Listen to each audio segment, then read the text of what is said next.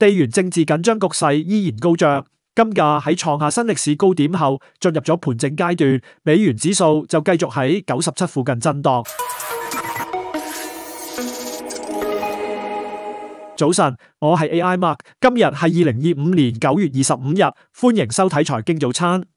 美國三藩市聯儲銀行總裁戴利星期三話，完全支持聯儲局上星期下調政策利率嘅決定，並預計未來將進一步減息，但係就表示呢啲預測並唔係承諾，利率決策可能需要評估局方維持物價穩定同促進就業呢兩個目標之間嘅權衡。佢話美國勞動力市場已經放緩，通脹升幅就低過預期。佢嘅觀點同聯儲局主席鮑威爾星期二喺華盛頓發表嘅講話基本一致。鮑威爾強調，貨幣政策仍然依賴數據，並冇預設嘅路徑，承認風險平衡已經發生變化，就業嘅下行威脅喺度上升，但警告話，過於激進嘅放鬆可能會使到通脹工作未完成。佢喺語氣上比市場預期更為謹慎，並唔係強烈鴿派。而美國財長貝森特就繼續發表鴿派言論，話聯儲局利率喺過長時間裏面處於個高位置，唔確定點解聯儲局主席鮑威爾有啲退縮。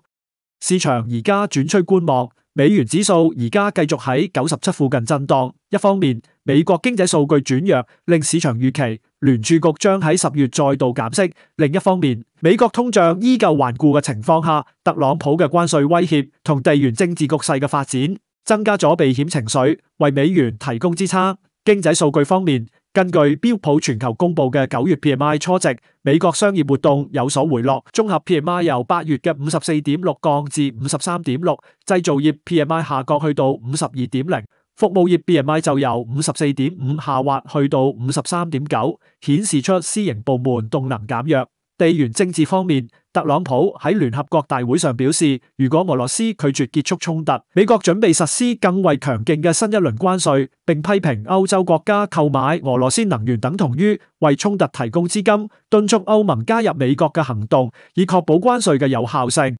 地緣政治緊張局勢依然高漲。金價喺創下每盎司3790.8美元嘅新歷史高點後進入咗盤整階段，市場喺經歷咗一輪反彈後，正喺度消化近期嘅升幅。不過，而家金價仍然喺短期同中期移動平均線之上，顯示當前上升趨勢嘅持續。心理關口3800美元係關鍵阻力位，市場下一焦點集中喺即將公布嘅美國第二季度實際 GDP 年化數據同核心 PCE 物價指數上。後者係聯儲局首選嘅通脹指標，有望為貨幣政策前景提供關鍵線索，預期將驅動美元短線表現。